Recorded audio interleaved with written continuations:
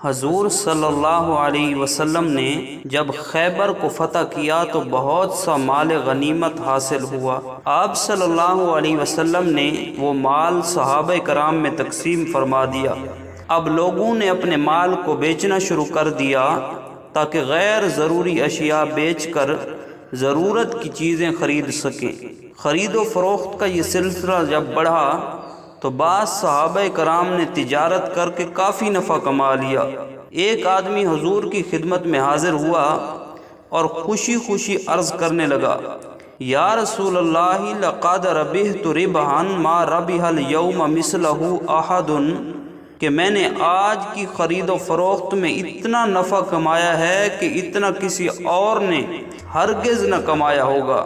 آپ صلی اللہ علیہ وسلم نے فرمایا، کیا کمایا ہے؟ وہ عرض کرنے لگا، میں برابر خرید و فروخت کرتا رہا حتیٰ کہ میں نے شام تک 300 اوقیہ چاندی 1 من 4 سیر کما لی۔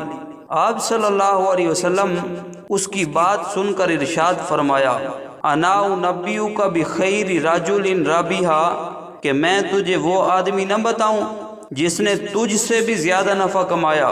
وہ حیران ہو کر پوچھنے لگا، یا رسول اللہ ضرور بتائیے، وہ کون ہے؟